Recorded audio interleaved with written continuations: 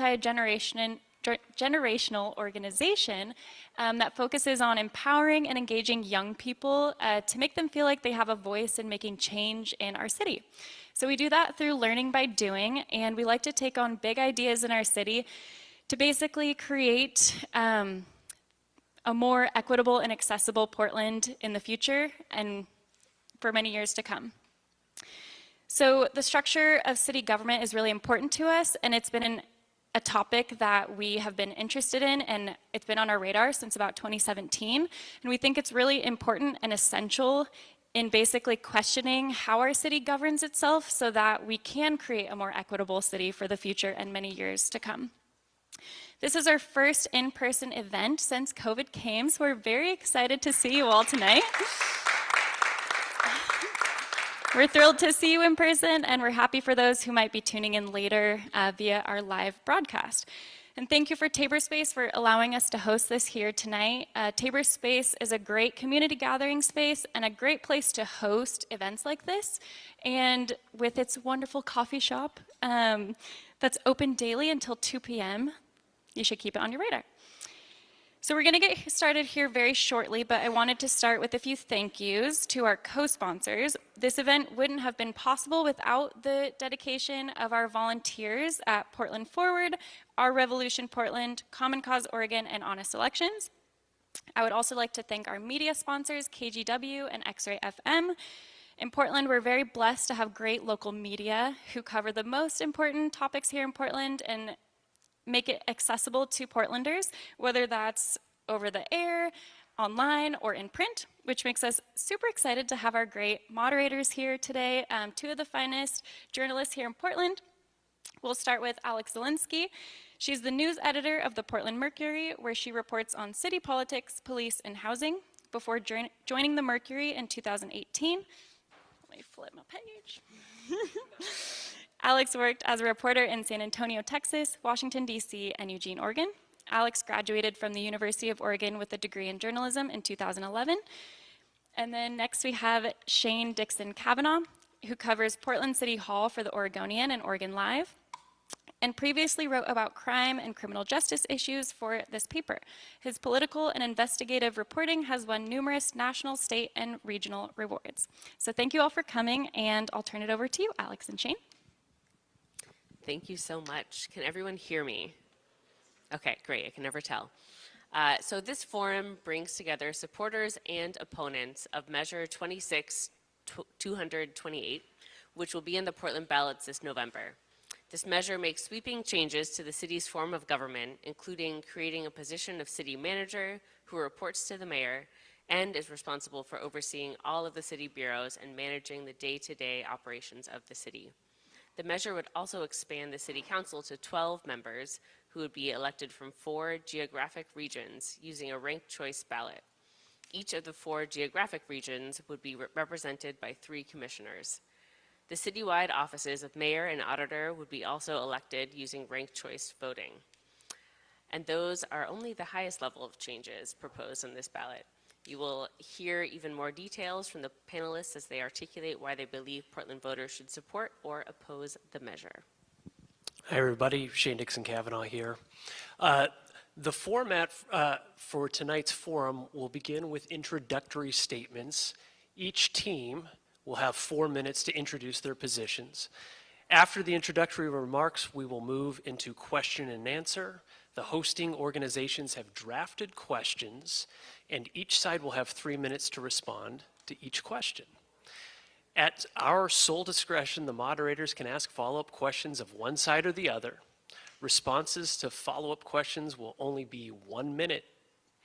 We have a timekeeper seated in the front row, that's James right there, who will let the speaker know when they are nearing the end and have reached their available time. And now, to introduce you to your panelists. We will start with the supporters of Measure 26228. Seated and starting, we have Candace Avalos. Ms. Avalos is a first-generation American Black Latina, daughter of Guatemalan immigrants and Black Virginians from the South.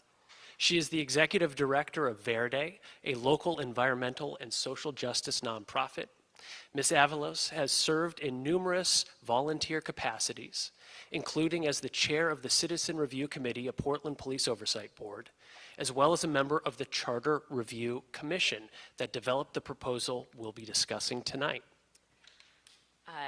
Next up, on this side actually, we have Melanie Billings-Yoon. Dr. Melanie Billings-Yoon is an international negotiation consultant, author, and educator. A recently retired professor of business at Portland State University, she has spent 3 decades helping businesses, NGOs, and public agencies strengthen their internal and external relationships. She is the former co-chair of the Charter Review Commission that developed the proposal we'll be discussing tonight. And thirdly, we have Sol Mora. Ms. Mora is the Civic Engagement Manager at the Coalition of Communities of Color, where she coordinates with partner and ally organizations to engage Oregonians in government reform and advance opportunities for historically disenfranchised communities. Previously, Sol has worked to effect change as a field organizer and as a staff member in the Oregon legislature. And to our right, we have opponents of Measure 26-228. First, closest to us is Mingus Mapps. Mingus Mapps is a Portland City Commissioner since his election in 2020. His current portfolio includes the Water Bureau, Bureau of Environmental Services, and the Bureau of Emergency Communications. Prior to joining City Council, Commissioner Mapps' career included working as a professor and a time as a public servant working in City Hall. And next to Commissioner Mapps, we have Vadim Mazursky. Mr. Mazursky is an administrative law judge in the field of disability law.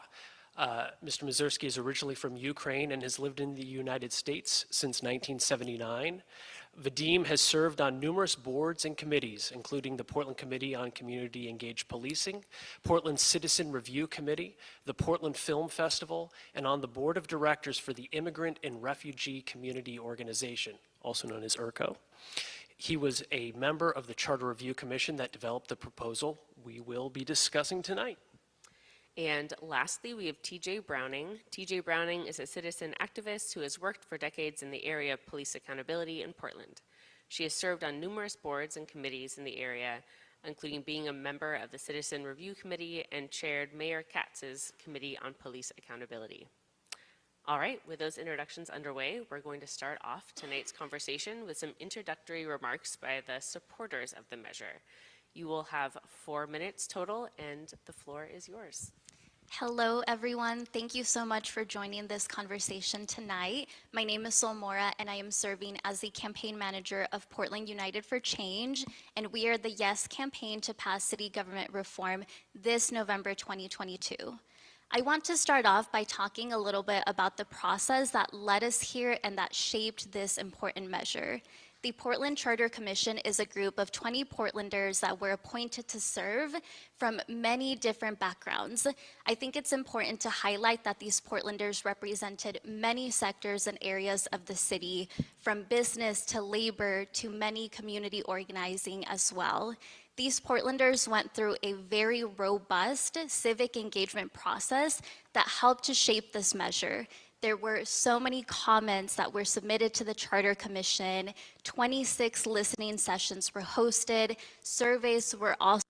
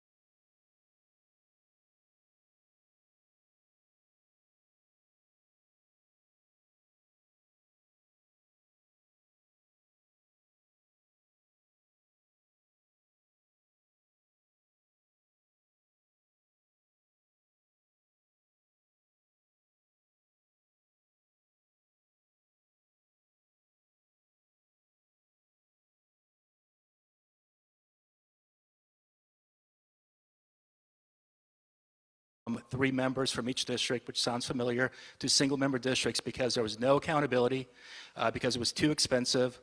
And we're moving to that here in Portland. So let's do something that works. Let's have single-member districts like other jurisdictions have. Let's have ranked choice voting, which is used in other jurisdictions, not the single transferable vote, because a single transferable vote lowers the threshold to electing public officials to 25% plus 1 of the vote. We trust Portlanders to choose their government officials. It doesn't have to be a computer. It doesn't have to be a wildly experimental method of electing officials. We trust Portlanders to actually vote and put people in office like they're doing right now and getting representatives that they want. And, hi, folks. My name is Mingus Maps. I'm one of your commissioners. Is this working? There you go. I'm one of your commissioners on Portland City Council, and I just want to start out by saying it's a real honor and pleasure to see you all here today. This is one of the first public meetings like this that I've attended since we have exited or entered this next phase of the COVID era. I think the thing that I bring to the table today is both a years-long commitment to reforming Portland's form of government. I ran for office because, like you, I saw that the city wasn't working well enough. The other thing that I'm here today to tell you is, I don't think there's anyone in this room more committed to charter reform than I am. However, I was and am disappointed with some of the details that are in this plan that's before us today. The form of government that we adopt right here could very much be with us for the next 100 years. That's how long the commission form of government that we work with today has been around. I think there are some elements here in the proposal which are worthy of implementing, things like having a city manager so we can coordinate services. I think Portlanders really want better representation on council too. I think that probably means increasing the number of folks who sit on council and changing the way we go about electing them. However, I have concerns about the way these two things, the multi-member districts and single transferable votes come together. That's a system that does not exist anywhere in America or frankly anywhere on the planet. I think that we could have a simpler, more effective approach to reforming government. And I'm here today to tell you that I believe that should this proposal before us today or in November not pass, we do not, nor should we wait 10 years to reorganize the way our city government is organized. Instead, I believe, and I will push my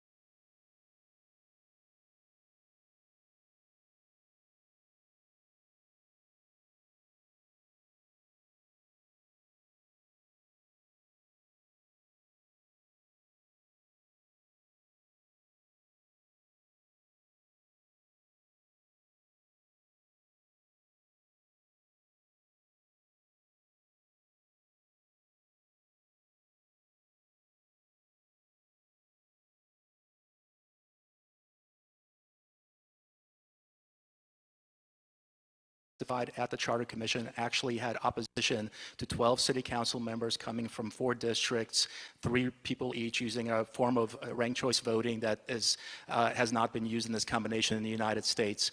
And so I think with that, we have to listen to those individuals. People do want district voting.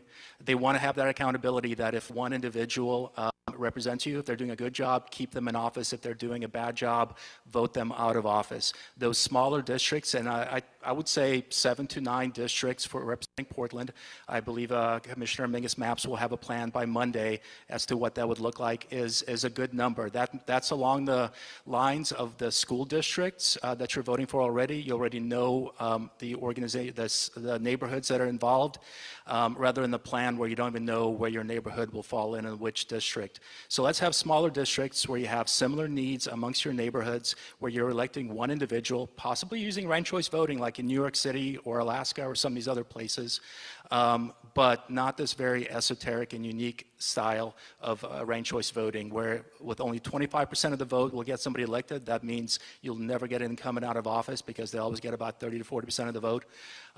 This way, you'll have that accountability, you'll have that representation, and you'll have that on the ballot in May of 2023. You only have to wait a few more months to vote for that, and it'll be enacted in 2024. We have 1 minute. Sure, why not? 1 minute remaining. This is so complex that I fear that my main objection to it is that anytime you make a very difficult voting system or a very complicated one, that leads to voting error. And with voting error, at the very end of the day, is the final vote going to actually represent the wishes of the voters? And that when you're doing not ranked voting, as they're calling it, but the single transferable vote, I've read it so many times and I still don't understand it. And last night there was an event where I heard one of the proponents explain it, and she was asked 5 different times to explain it, and I still don't understand it. I don't profess to be the brightest bulb in the sign, but I am a voter, and I think I'm probably an average voter, and that's my concern. This is too complex for people to understand. Supporters, you have 3 minutes to. Can Yeah, you and do you need me to? can you repeat the question? Yeah, you know, the question was, what do you think is the ideal structure of city government?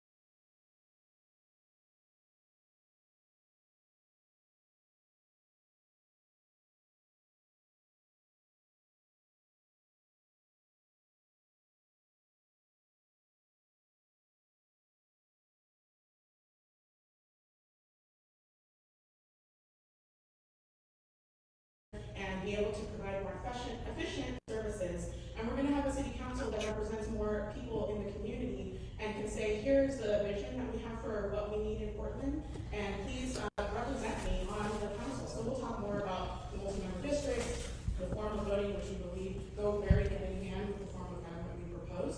But ultimately, this is about a city hall that works for all, and that is what we have put forward in our proposal. Thank you.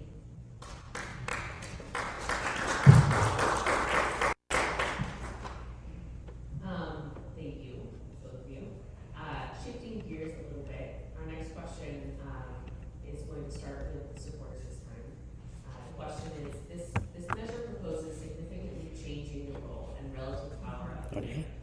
The mayor would supervise the city manager and could propose city policy, but only vote in the council as a tiebreaker. Why do you think the role described in the measure is good or bad for the city? If this isn't ideal, what would be better?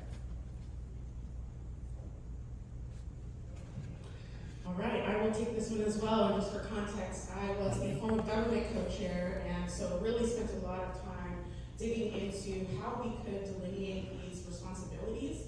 One of the things that we heard, not only from the community, but also from the bureaus, was that there was a lot of confusion on who had responsibility to accomplish tasks and who had authority to do so. And so when we were researching different forms of government, the two that are common across the country are a mayor-council form, which has a strong mayor that makes a lot of the decisions, and then a council manager form, where an unelected city manager will make the decisions for the city. And so we wanted to create something that wasn't going to be so much of a hybrid that it would be confusing. We were really intentional about creating clear lines of authority because we didn't want to recreate the problems we already had. And we really felt that the mayor in this new form was going to have a lot of power. We're giving them the power to put into place the city manager, the city administrator. We're giving them the power to oversee all the functionality of the bureaus.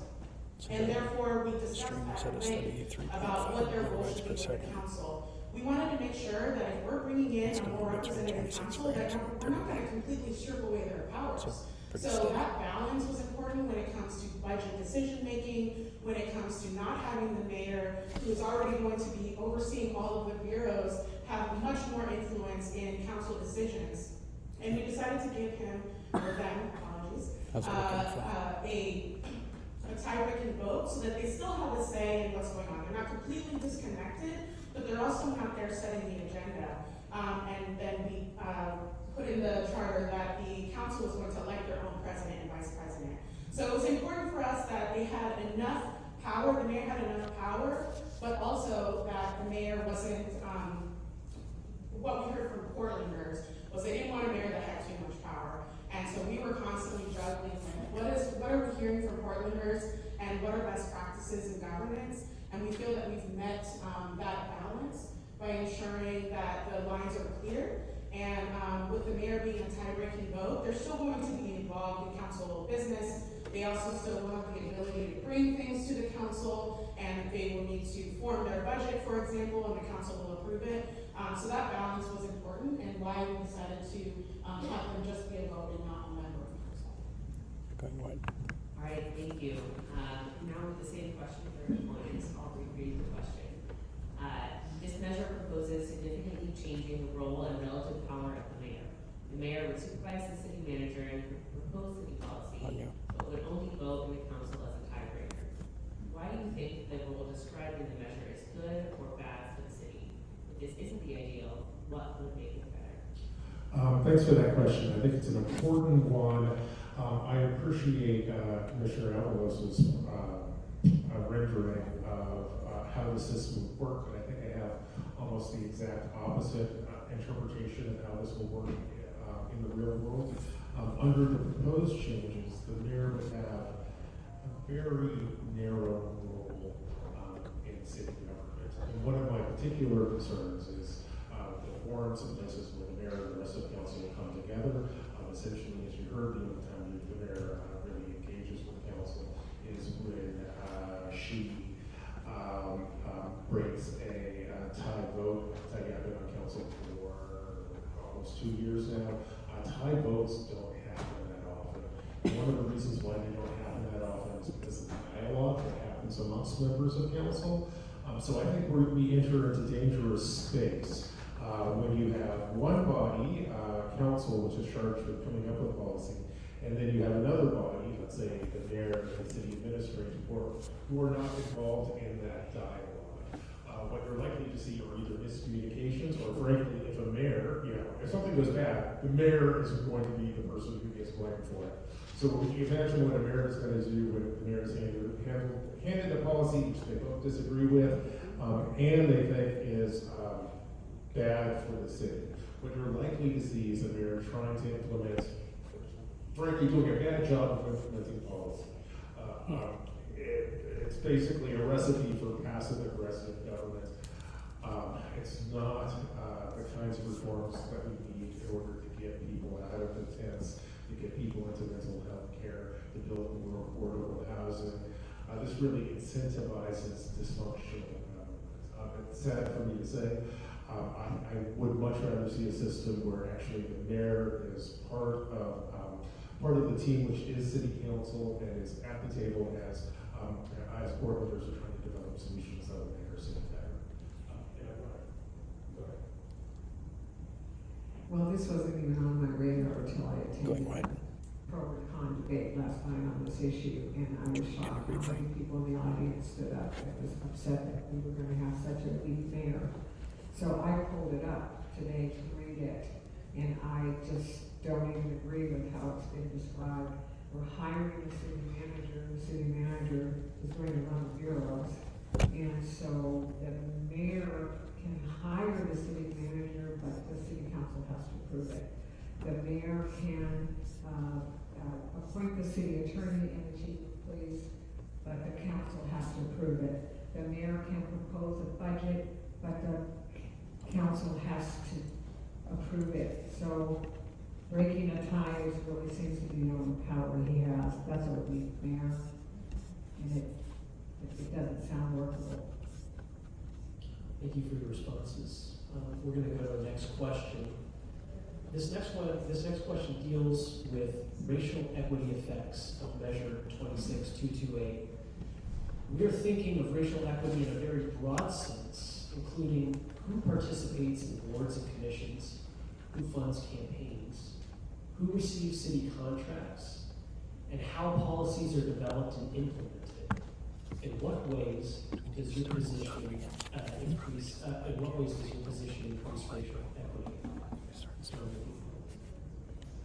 So our position is trust Portland voters. Right now, with respect to racial equity, 80% of our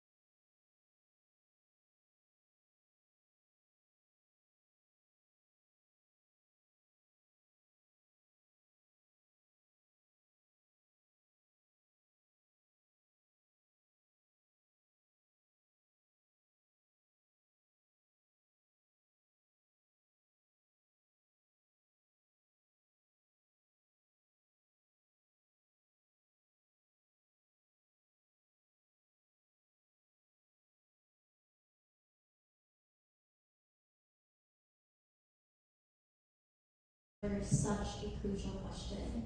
I think it's really important when we're looking at our city council, you will hear that it is diverse.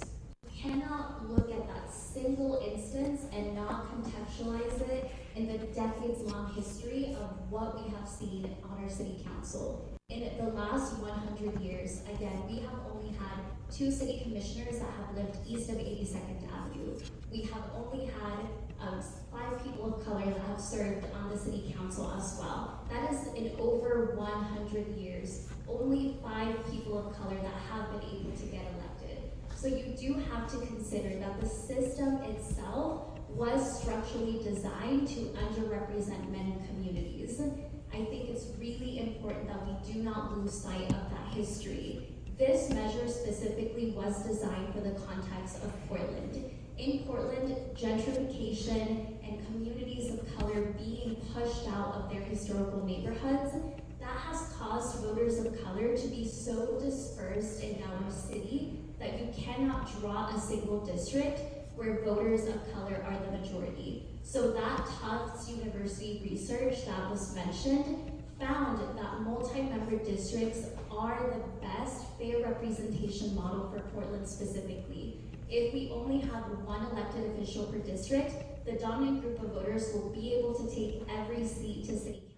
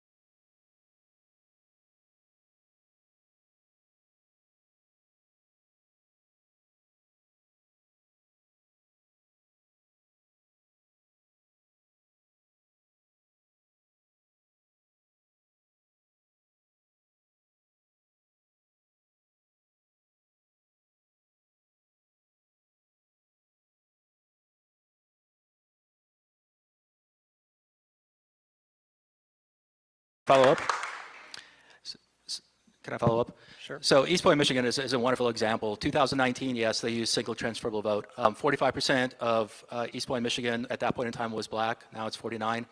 4 people ran for office for 2 city council seats, 2 black individuals, 2 white individuals. There's actually a documentary about this online. It's really cool. The 2 people who won the city council seats using single transferable vote were 2 white individuals. Now their mayor, on the other hand, who ran under a different election system, black woman, she won the mayoral race. You look at Cambridge, which was, the other aspect of this, where they do use single transferable vote at large. And this is in the Oregonian of all places, so hats off. But they quoted someone from Cambridge: some vote for a candidate because of neighborhood proximity, other because of race, or simply because they like a person's handshake. That all can get captured by this kind of ballot, said Winters, who added that the final results can come as a surprise too many. The arrogant political types think they can impose their sense of proportionality on an election, but voters often have other ideas. So experts in Cambridge are also saying that proportionality is not always a result of this voting system.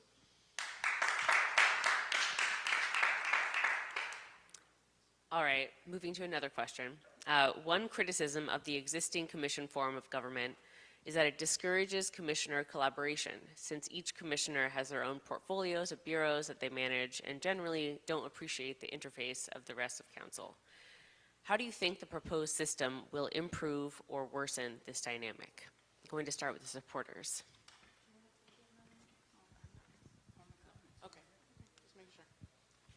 Got lots of form of government questions. Okay, so what we have done with the way we've set up this form of government, I hear the concern around dysfunctionality. Is that a word? Maybe it is. And I think that what the combination of having a legislative council that can focus more on policy work instead of the day-to-day work of a bureau is really the key here that we started with. I think also it means that we tried not to be really prescriptive in the charter by saying this is exactly how they're going to need to function, because a lot of this takes leadership. It's going to take the council that gets elected now in a way that will represent more of the community will need to decide procedurally how they're going to make this form of government function. And that's something that the council, despite the challenges of the commissioner form of government, they already do some of those things. Like they have committees where they can talk about specific topics, houselessness being one of those that is plaguing the city that the commissioners are trying to be collaborative on. And so that is a very similar thing that the new commissioners or counselors would be able to do, is organize themselves in a way that's responsive to what the community needs, whether that's via constituent services, doing more of that, to hear from people directly about their ideas. We can't expect that the counselors are going to know everything. Their job is to go out and find the answers, not know all the answers. And so being able to work with the community while also organizing themselves in a way that they can be responsive to policy issues, setting a larger vision and strategic plan for the city. We're hoping that that will giving them more of that functionality instead of what is the Water Bureau doing, what is the BPS doing as far as their daily tasks. They can focus more on that, where the mayor and the city administrator can deliver services. And they're going to have to be, those branches need to be collaborative. The executive and legislative branches are going to need to work together. So yeah, go ahead. I just wanted to add that the Sightline Institute just published some really great research on single-member districts versus multi-member districts. One thing that we see is that with single-member districts, because they're smaller, elected officials become very insular in their priorities. So having multi-member districts does help to foster that collaboration between elected officials, especially on crucial issues like affordable housing. What you see is that with single-member districts, affordable housing and the progress plummets by 20% under single-member districts. So I think the geographic representation and having multiple leaders is something that will help enact this as well. All right, now punting to you guys. I'll repeat the question. One criticism of the existing commission form of government is that it discourages commissioner collaboration, since each commissioner has their own portfolios of bureaus that they manage and generally don't appreciate the interface of the rest of council. How do you think the proposed system will improve or worsen this dynamic?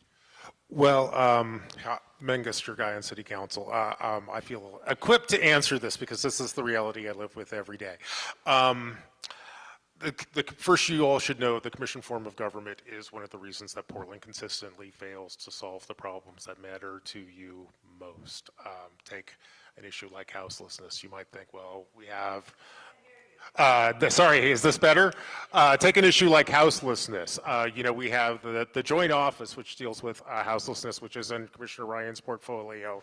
So maybe it's all set. But then you might realize or remember that, if someone is sleeping on a sidewalk, that's an issue that's in the right of way, which is dealt with by PBOT. So if you want to have a strategy that deals with houselessness, you have to have the commissioner in charge of housing and the commissioner in charge of right of way on the same page. And if that sidewalk were in a park, we have another bureau which deals with parks. So you need to have the commissioner in charge of parks, the commissioner in charge of sidewalks, and the commissioner in charge of houselessness, all on the same page, pushing forward with the same strategy. A lot of what the day-to-day work behind the scenes in council is trying to work through and coordinate on issues like this. One of the reasons why progress is slow is I think different commissioners have different approaches and philosophies about how to solve important problems. I can also tell you the way most cities get around this problem. And the way most cities get around this problem is either by having a city administrator, some professional who's in charge with coordinating the day-to-day services that citizens of Portland are provided for. Sometimes you can get at the same thing with a strong mayor. I think that's what Portland should do too. It's remarkable that we haven't done it yet. And I also want to say, if the people of Portland don't embrace the charter reform proposals which are on the table in November, certainly I will be pushing my colleagues on council and my peers in Portland to consider a second proposal. And one of the key things that will be part of that proposal is the city administrator. I'll tell you, deep in my bones, I believe that is the single most important thing that the city of Portland can do to make our community work better. And I got less than a minute left, but I want to give my peers a chance. And Mingus Maps actually showed up, one of the first people at our Charter Commission meetings, and said the exact same thing, and that's what we're charged with. We all believe we need a city administrator. That's not even a disagreement there. As to the other part about the people working together better under these multi-member districts, we are actually pretty lucky. We had Terry Harris here in Portland, who moved a couple years ago. He was on the Charter Commission for Baltimore when they had 3 members per district. He came here to every single one of our Charter Commission meetings and said, do not have multiple members here because there's no accountability. People don't work together. They point fingers at one another. You never know who's working and who's riding on the backs of other people. He came and testified, and nobody listened.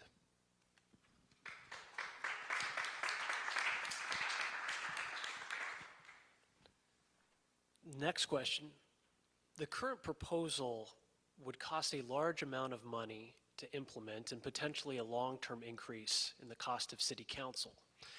How should voters be thinking about this amount of money used for government overhead as opposed to the direct provisions of services? We're going to start with the opponents here. Thank you. I have never made a large purchase in my life that I didn't know the price of what I was buying. And this, if you look at what they said it could cost, what a range, right? Well, I went and I got on the computer one day and I looked at other cities. San Francisco's bigger than us, they've got 11. San Diego's bigger than us, they've got 9. Charlotte has 7. Columbus has 7. I couldn't find a 12, except for Charlotte or Indianapolis that have 25, but they're part-time and make $11,000 a year. This is going to be so expensive. And when the argument that I listened to last night, well, it's just a small percentage of the budget. Please, can you think about that?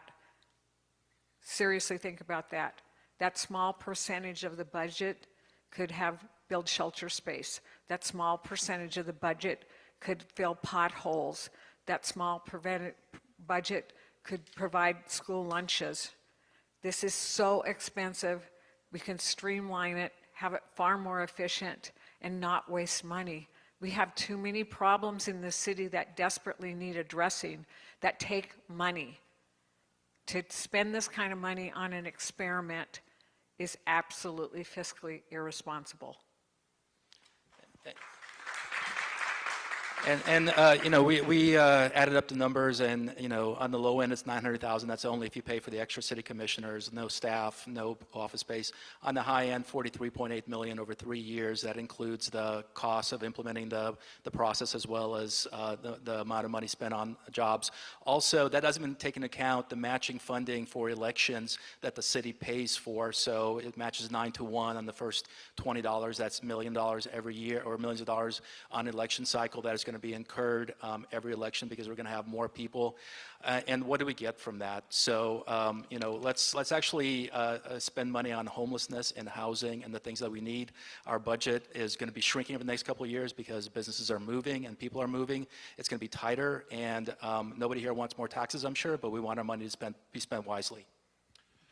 And as your guy on city council, I can just share with you the truth. This thing is expensive. We heard a couple of budget numbers right now. We're already thinking about the budget for next year, and we're already thinking about how to implement the charter reform proposal. The number that we are frankly knocking around is the $40 million number. This has big implications for those of you who follow City Hall closely, for example. We're coming up to the fall bump. It's not clear to me that there will be a fall bump this year because we're so concerned about the need to set aside dollars for implementing charter reform. Thank you. And supporters? I want to start off by saying that change is going to cost. That's one thing that is absolutely certain. An alternative proposal would cost, and I think you have the benefit of not knowing what that will actually look like. Another thing that I want to add is that we need to invest in the infrastructure. Yes, money would be great for direct services, but let's think about the coordination of how you deliver city services.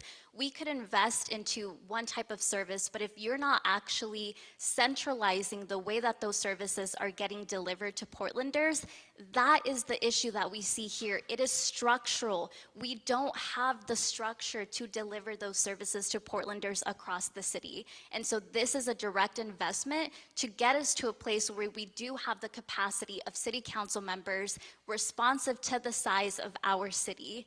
And I also want to end by saying that if you look at the percentage, it puts it into perspective.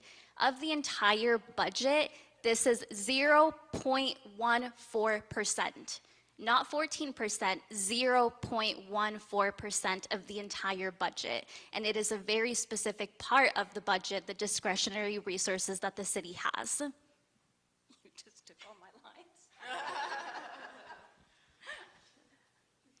All right, let me just add a few things. I said to her, you can speak first, but don't take all my lines, whereupon she took all my lines.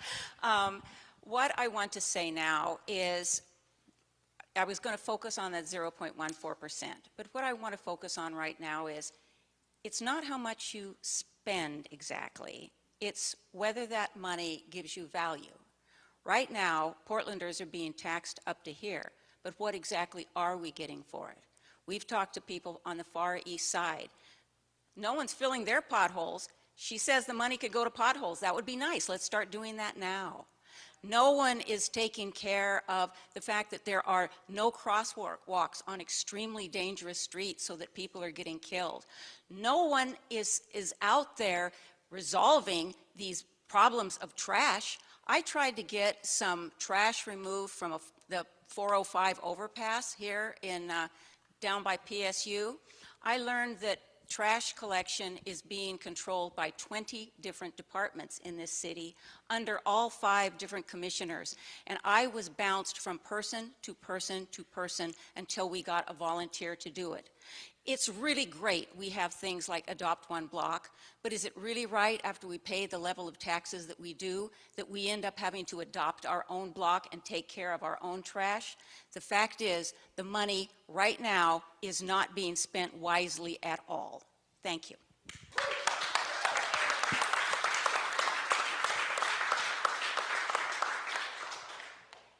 All right, another question starting with the supporters.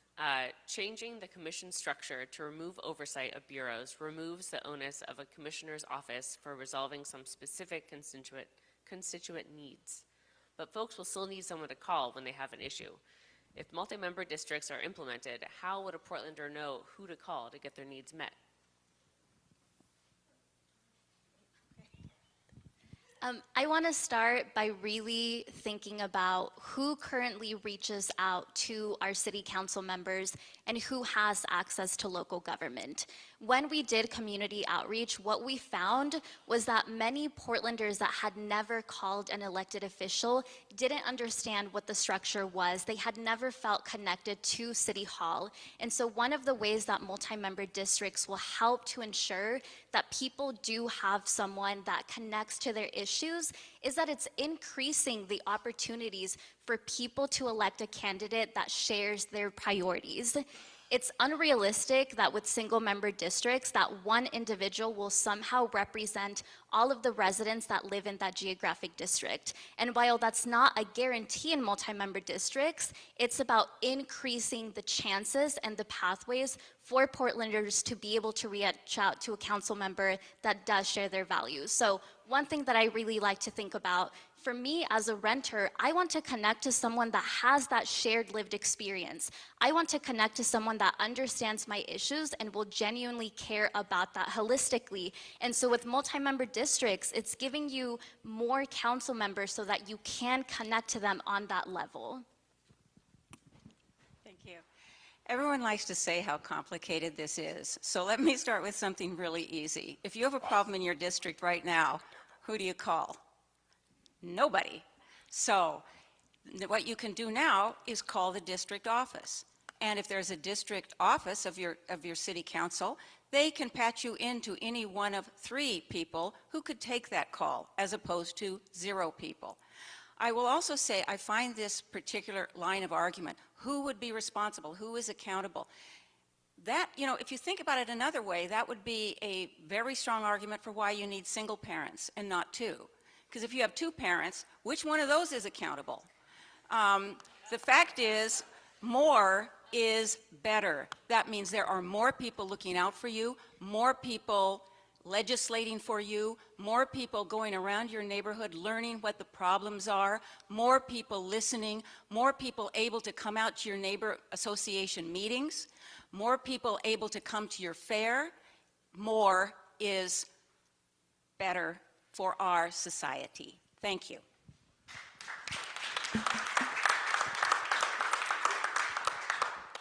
All right, now for the opponents. Changing the commission structure to remove oversight of bureaus removes the onus on a commissioner's office for resolving some specific constituent needs. But folks will still need someone to call when they have an issue. And if multi-member districts are implemented, how would a Portlander know who to call to get their needs met?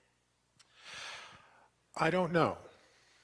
I know how the current system works. If you're looking for, if you have a problem with your water service or your sewer service or 911, you should call me, and that's how the commission form of government works.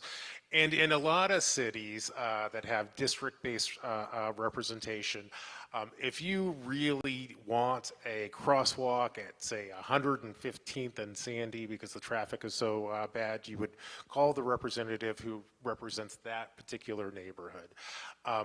One of the things that disturbs me about the multi-member district proposal on the table is that you wouldn't necessarily, in fact, you would definitely not have a representative who was connected to every block in the city. And I think that's quite unfortunate. When I've gone out there and talked to Portlanders about what they want someone who basically knows their neighborhood and will be responsive to that pile of trash or that person in need, or this new bike lane that you either desperately need or is destroying your business. So I think that is actually one of the weaknesses of this. If there are 3 different approaches, the commission form of government, the sort of straight single-member districts, and the multi-member districts, I think the accountability piece is least well articulated in the form of government being presented to the people of Portland today. And I'll hand it to my colleagues. Thank you. Good points. Also, it's hard to believe that the proponent solution to a government that does not work is a bigger, more expensive government that they claim will work. You know how we know that it won't work? Because we can actually look at other places where it does not work. So there was an article, again in the Oregonian, going out to Baltimore, where they moved from multi-member districts to single-member districts. And one of the individuals there, who actually was a Hispanic woman, the first Hispanic woman to get elected to their city council, said it was problematic, extremely problematic. Residents didn't know where to go when they had a problem. There often were concerns about whether all three worked equally or whether one or two were simply skating by. So we have an example here of the United States where it was not working, and we have a theory where it might work. I would go with the example. Single-member districts, you know who to call. Smaller districts, instead of these larger districts the size of Salem or Eugene, electing 3 people, instead of Portland, where you elect 4 people to city council, 1 person to answer your phone calls. If they answer your phone calls, keep them in office. If they don't answer your phone calls, vote them out. Yeah, thank you for your answers. This measure combines several different ideas all into a single measure. Moving away from the commission form of government, a new ranked choice voting method, and districts represented by multi-members. So for both proponents and opponents, and we're going to start with the opponents first, what would you say to voters who are attracted to some but not all of the policies in this measure? Do you mind if I take a second? Okay. Wait 6 more months. Wait 6 more months. As of Monday, I am very hopeful that Commissioner Mingus Mapps will announce a plan where people will have a choice. Right now, there's no choice. When I was on the Charter Commission, I spoke out 2 times, and when we voted on these, saying, give Portlanders the democratic choice, give them a choice on the form of government. Give them a choice in the form of government, give them a choice on multi-member districts, give them a choice on single transferable vote, and let people choose, and we need that choice. That is what democracy is about. If people trusted Portland voters, they would let them have the choice. Right now, it's take the good with the bad, because you got to vote for everything. It doesn't have to be that way. You just said what I was going to say. It seems to me to come down to trust. I'm very angry that the Charter Commission didn't trust the voters of Portland to make the decision as to what they wanted. All of these should have been individual ballot measures. We could have, yes, we all agree we want a city manager. Yes, we want to end the silos. Yes, we want districts. Why wasn't this all individually? It's trust. It's a matter of trust. I have more faith in you to vote. I trust you. When you look back on the history of to bring up the history of what we've elected in this city, I don't know, ladies, 100 years ago, did we have the right to vote? Are we the ones that were making that poor choice? Portland's growing. Portland's changing. We always have maintained a sense of respect and honesty in this city. That's been a key mark to being Portland. And they should have trusted us enough to make this decision. I'm totally opposed to it because of the package I'm forced to vote on. They didn't trust us. You want one more minute? Sure. I don't have that much to add other than this is one of my disappointments with the proposal on the table too. The way I count it, it looks to me like there are at least 5 major reforms being proposed here. I think some look really good. I think some are clearly completely novel, never been tried before in an environment when the stakes are really high. I think that we would have a better dialogue and frankly ultimately wind up with better public policy if the people of Portland had the choice to vote on each of these items individually. For reasons which I still don't understand, the commission chose to go in a different direction on that, and I think that's an unfortunate development.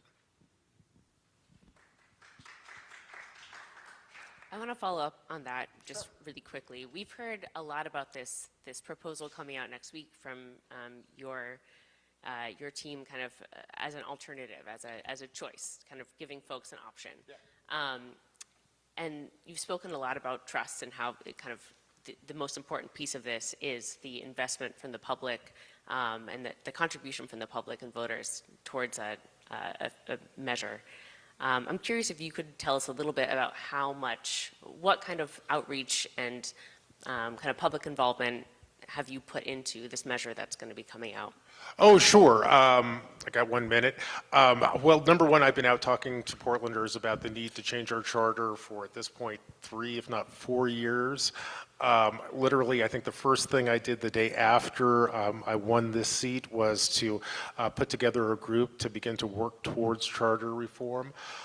We have been meeting, and frankly, I really anticipated being on at this hour of this month, I really anticipated being on that side of the aisle, making the argument for why you should vote for common sense charter reform.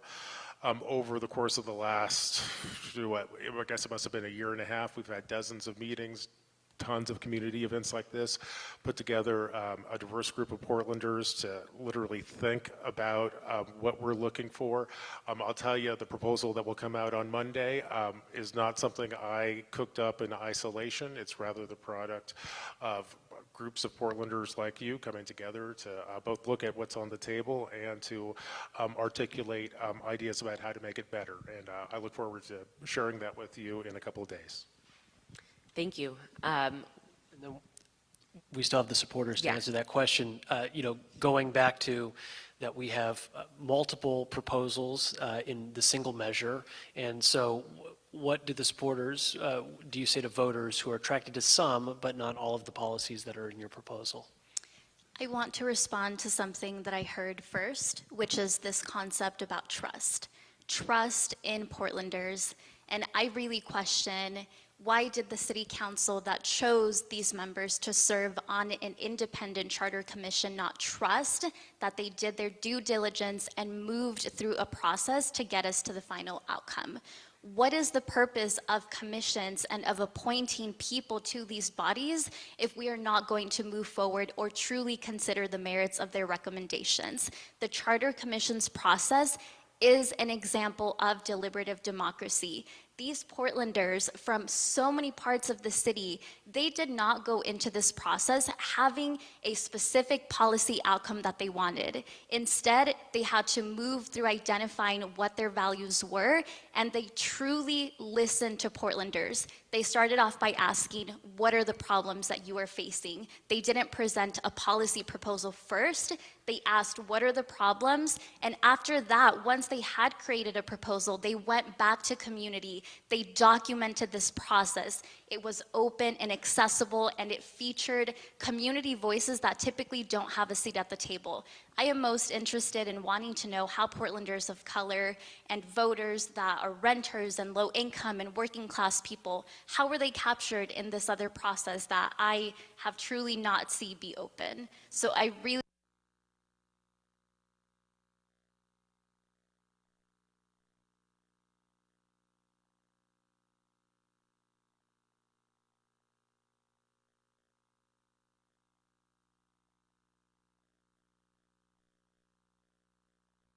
want people to take away that there was a robust civic engagement process that moved the commission through what their final recommendation was.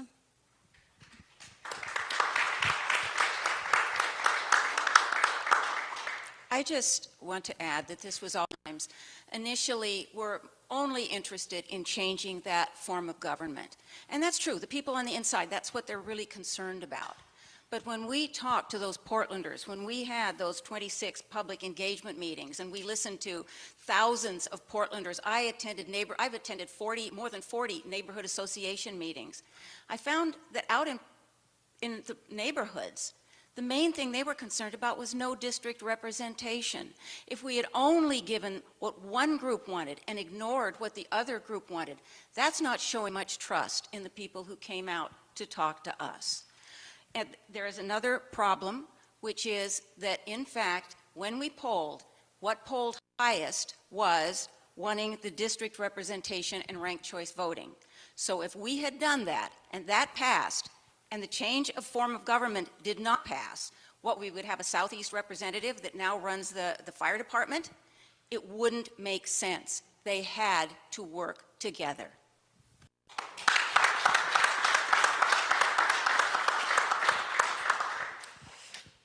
All right, we have our final question of the evening. As required by the charter review process, there were months of public participation leading up to this proposal, as we've spoken about before. Do you think the participation was meaningful and produced a good outcome, or what alternative mechanisms, including types of public engagement, could you utilize to produce a more favorable, inclusive, and democratic outcome? Again, we're going to start with the supporters on this one. She's finally let me start one. I'm so excited. We didn't just speak to Portlanders, although we spoke to thousands of Portlanders. We polled over 4,000 Portlanders. We also talked to the directors of all the bureaus. We talked to the city council. We talked to civil society. We listened to experts, academic experts. We talked to city managers around the nation. We even talked to people from other countries to learn how their systems work. And this gives me an opportunity to tell you about this multi-member system that we have been told is not used anywhere else on the planet. The multi-member system with proportional representation, I'm just going to give you two examples. In Dublin, it's about the same size as us, 590,000 people. They have had proportional representation in multi-member district in their city since 1921. In a 2020 European Quality of Life survey, 94% of Dubliners questioned had a high level of satisfaction of living in our city, as opposed to the polls that we ran early on that showed 15% of Portlanders feeling a high level of satisfaction. 65%, listen to this one, 65% agreed that problems were solved quickly. That is 11% higher than anywhere else in Europe. According to an OECD 2020 survey, Ireland has among the highest trust in their government in the developed world. In Glasgow, another city about our size, this one was hard to believe, but it was the same OECD study, and it wasn't the same in every city. 100% of the people said it was a good place to live. But the interesting part was that 80% of those said that the city council had an important impact on that quality of life. I just want to end by saying that as the Civic Engagement Manager at the Coalition of Communities of Color, we help to engage many Portlanders, and one of the key ways that we went about that was providing multilingual access. We hosted listening sessions in Spanish, in multiple languages, in Vietnamese, and that is something that really helped to capture perspectives of Portlanders that traditionally have not been outreached, to the point that the Gresham Charter Review and other local jurisdictions are looking at the Portland civic engagement model as something that they want to adopt too. Thank you.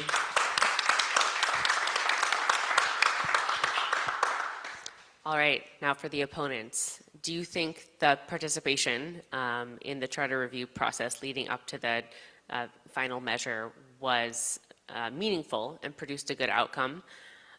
Or are there different types of mechanisms, different types of public engagement that you'd utilize to produce a more favorable, inclusive, and democratic outcome? So let me first say, I've not been to Dublin, I've not been to Malta. I'm sure those are wonderful places, and I'd love to visit them at some point in time.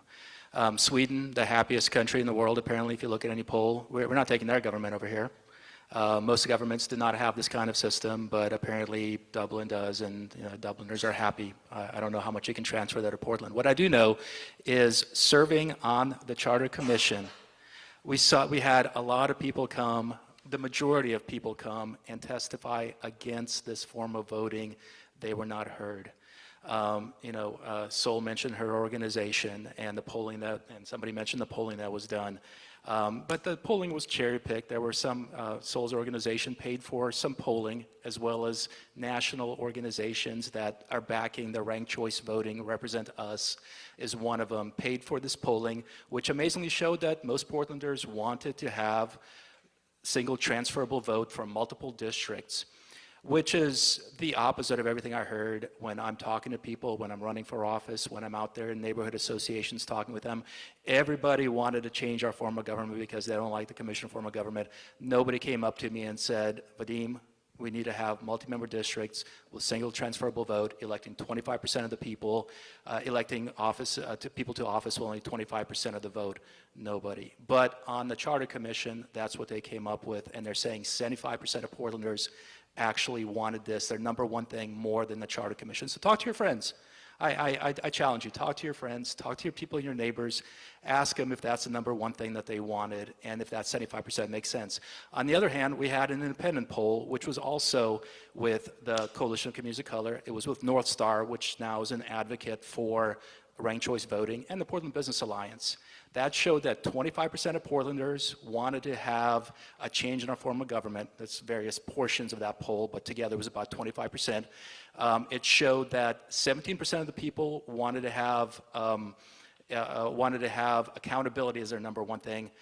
1% said ranked choice voting was their number one thing that they wanted. The only independent poll, ranked choice voting was very low. Also in that poll, and this was not disclosed to the Charter Commission, it was leaked later on after we already voted, 72% of people that were polled said they wanted to have separate measures about the form of government, about the election system, about ranked choice voting. Those individuals knew about it, they didn't release it to us, but we saw these polls which were outlandish. So once again, democracy. People came to us, they had problems with it, their voices were not heard. This voting system was something from beginning to the end, pretty much the same, 4 districts, 3 people each, 12 people altogether. Once again, not democratic. Thank you. Vadim, as from your experience sitting on the Charter Review Commission, I'm curious what could have been done differently? You know, part of the question was kind of how could we have better captured the public's perspective? And if you don't think that was reflected in the resulting measure, I guess, what could have been done better? Well, one I think is the structure, because what happened was instead of having an open dialogue about these things and the main Charter Commission meetings, it was split up into subgroups. And so we had one group on voting system, one group on government system. So you only had a small portion of the Charter Commissions actually make recommendation to the greater commission. And so what you saw was like on the government forum, okay, that changed a lot. At first, the government committee recommended a council, or we're talking about recommending a council manager form of government where the mayor, there wouldn't be a mayor. Then it switched to a strong mayor, became a weak mayor. There was no tiebreaker vote until Ted Wheeler came last minute and said, no, this is going to be terrible if you don't give the mayor at least a tiebreaker vote. But anyways, that changed a lot because that group listened to people, that group conversed a lot.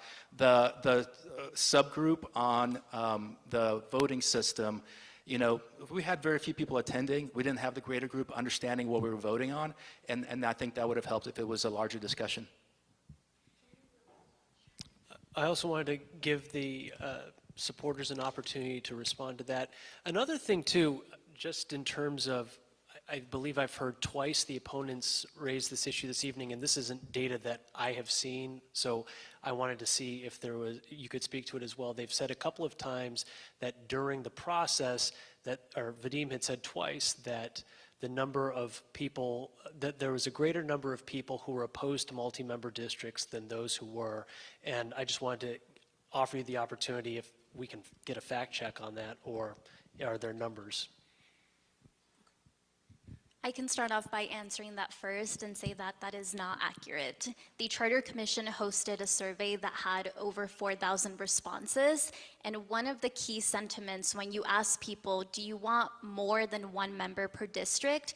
In their head, the way that they defined that was, that's more representation for me. That was the clear, resounding statement. When people look at multiple members, in their eyes, it is giving them more representation.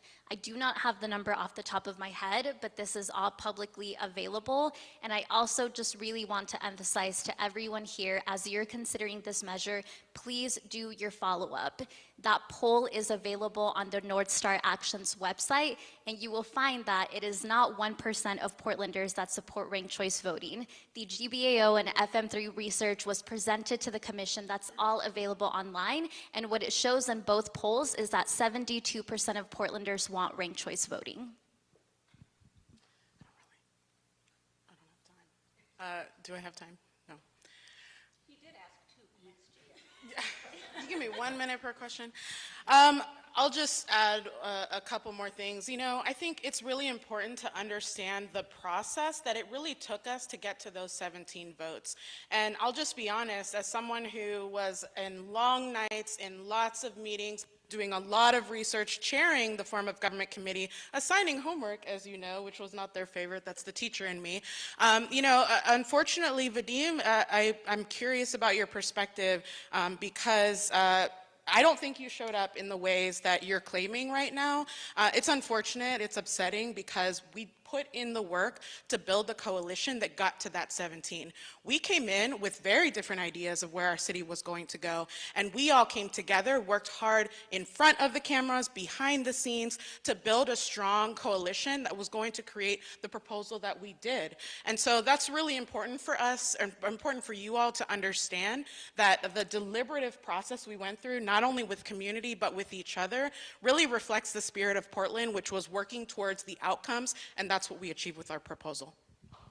I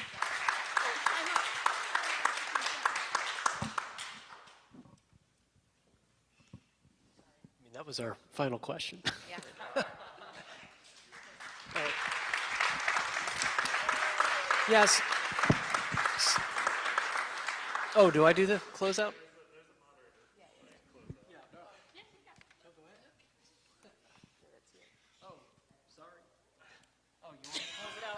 I'm sorry. Little script snafu, folks. It was bound to happen. At least we got to the end of the evening before I bungled it. So that brings this event to the close. But you know, we are thrilled to have the chance to hear from so many candidates for city office. What? Oops. Oops. Man. Oh. Fumble. That's for Friday. Yeah, that's all, folks. No, we hope this was helpful as you consider how to complete your ballot for the November election. If you missed any of this event tonight or want your friends to hear it, please direct them to our media sponsors, KGW and X-Ray. And folks, it's been a long day. I'm so sorry. No one here is running for election. To be clear. Thank you. That was a great moderator. I appreciate it. I'll close it out for Portland Forward. Thank you to the moderators. Thank you to the panelists. Thank you to the audience for coming to our first in-person event. So we are Portland Forward again. We're the main host of this event, and we do love to host events like this, and we love to participate in things like this. So if you do want to learn more about us, check out our website at portlandforward.org. Thank you again for joining us tonight, and like Shane said, send your friends and followers to KGW or X-Ray to hear this if they missed it, and we look forward to engaging with you in the future.